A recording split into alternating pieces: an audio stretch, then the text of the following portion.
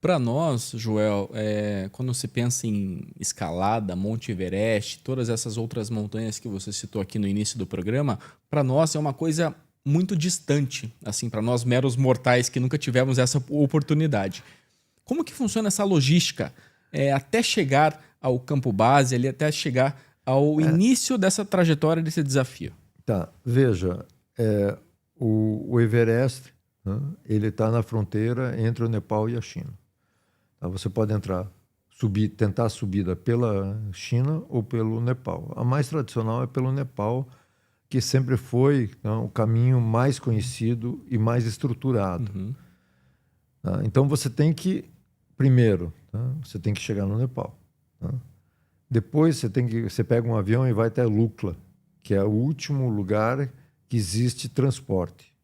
Tá? De Lukla, você tem que caminhar até o campo base do Everest, que é essa caminhada famosa que leva 9 dias, né? Que você vai passando pelo processo de aclimatação com altitude até chegar no campo base, que é 5.300 de altitude. Aí você chegou no campo base, aí que começa, né? Que você pode, como a maioria das pessoas faz, só a caminhada.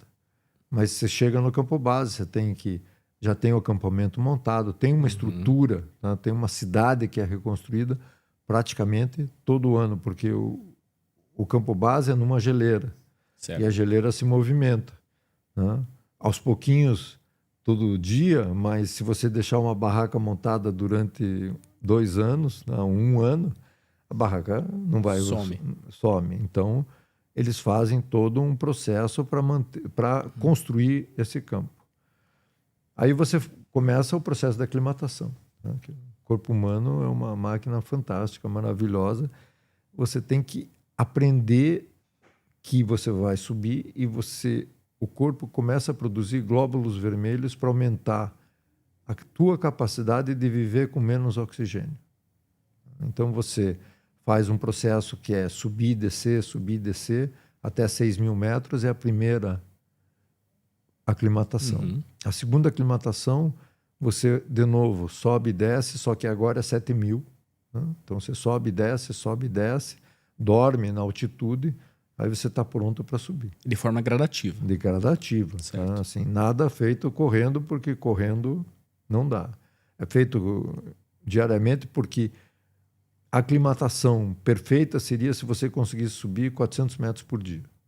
Mas, né, assim, você não consegue fazer, né, campos de 400 e 400 metros, né, porque seria muito curto e não teria estrutura. Então, muitas vezes você sobe, por exemplo, do campo base do Everest, que é 5.300, até o acampamento 2, né, que é uma outra cidade, é 6.200 metros, são 900 de altimetria. Então, você passou. Então, o que você faz? Você sobe até 6.300, aí você dorme, né, para o corpo sentir.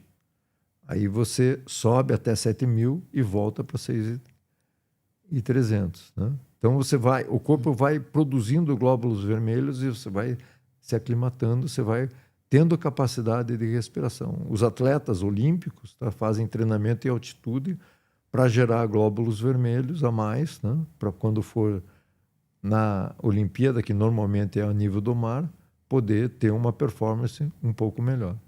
Então, esse processo de aclimatação leva entre 20 e 30 dias. Aí você está pronto. Só que você tem que esperar a janela. A janela é o tempo bom para você subir. Você precisa de 6 dias de tempo bom para poder tentar alcançar o cume. Aí você sai do campo base, vai até o campo 2, dorme no campo 2. Aí sobe para o campo 3, dorme no campo 3. Aí sobe para o campo 4, né? Chega lá na hora do almoço e umas 7 horas você sai para subir. Tem toda uma trajetória até chegar à data final. Tá?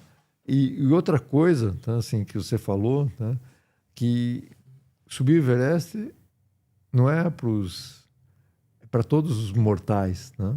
Só que não dá para acordar e dizer eu vou subir o Everest hoje. Tá? Tem toda uma preparação. Assim, para nós brasileiros que não temos neve, tem todo um aprendizado de coisas que a gente não usa nunca e não vê nunca. Né?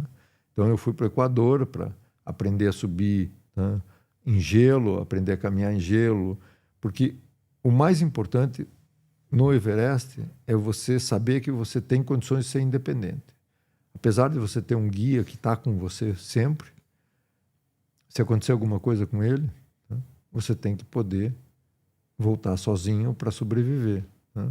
Porque na montanha, para você pegar uma pessoa que está passando mal e trazer para onde, né, ela vai começar a se recuperar, que são os problemas de aclimatação na altitude, a pessoa tem que vir sozinha. Ela não tem condições, tá? Para trazer um corpo do Everest, você precisa de 12 pessoas.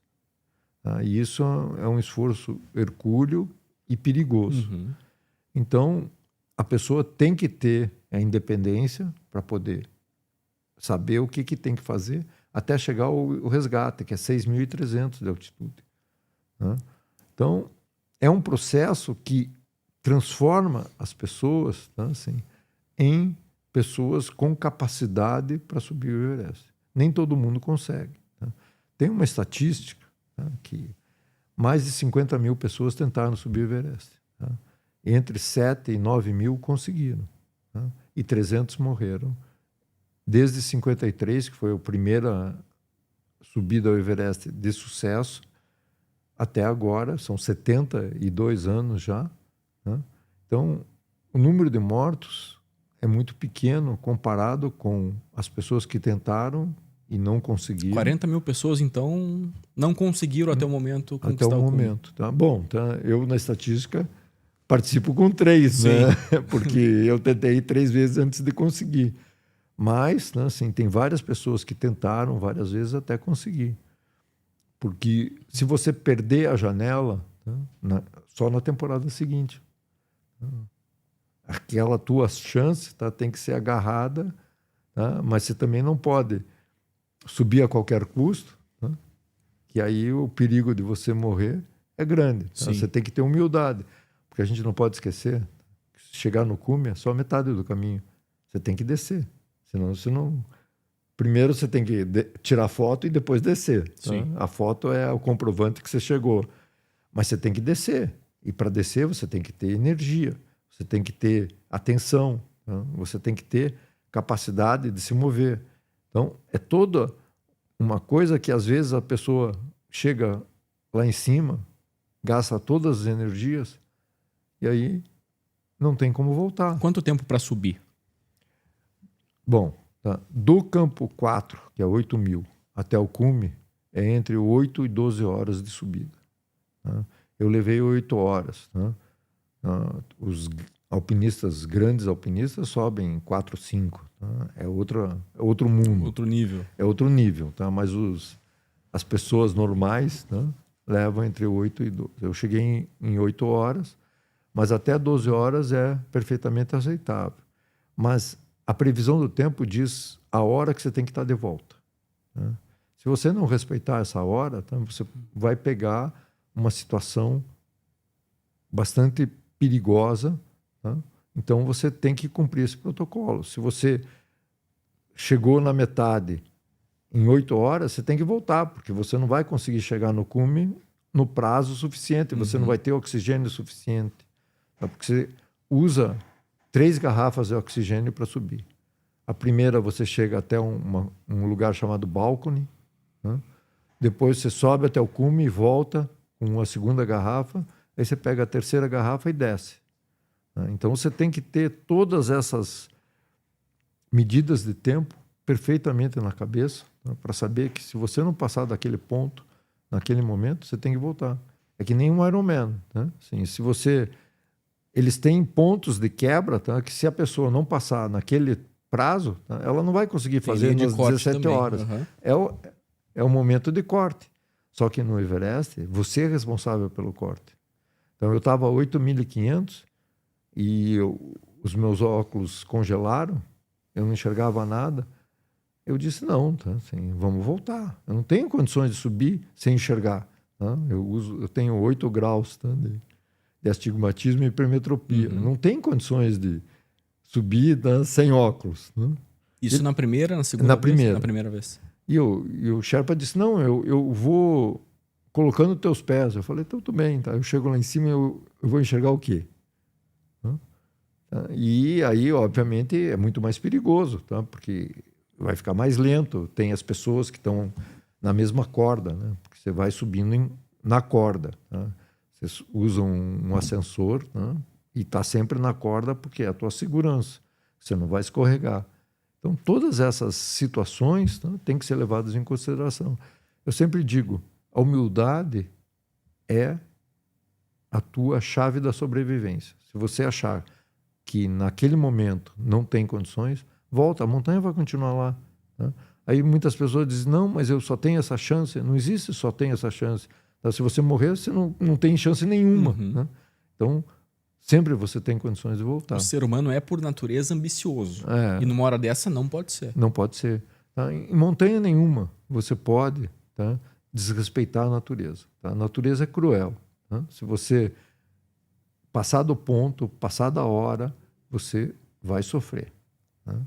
E a vida, tá, é uma coisa que você não pode desperdiçar. Tá? Óbvio, tá? Você pode passar por acidentes, pode ter avalanche, pode ter um monte de coisa, mas no Everest é raro ter avalanche, mas, tá, sim, você pode escorregar, você mesmo, tá, fazer um erro. Tá? Então você tem que estar 100% do tempo, 100% focado para não cometer nenhum erro e continuar, tá, na caminhada. E saber que você tem que passar aquele ponto, tem que passar outro ponto.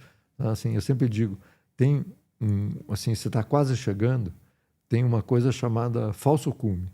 Tá? Por quê? Porque lá, quando você está subindo, você só vê ele. Tá? Você acha, bom, estou chegando no cume. Quando você chega nesse falso cume, você olha e ainda falta quase umas 2 horas de caminhada. Tá? 2 horas de caminhada. É. Então, né, assim, você tem que estar preparado, tá, para dizer, não, tá, assim, aquele ali, tá, não é o cume. Tá? Aquele ali é só uma parte da caminhada. Né? São os metros finais da maratona. É, exatamente. O quilômetro 35, 38.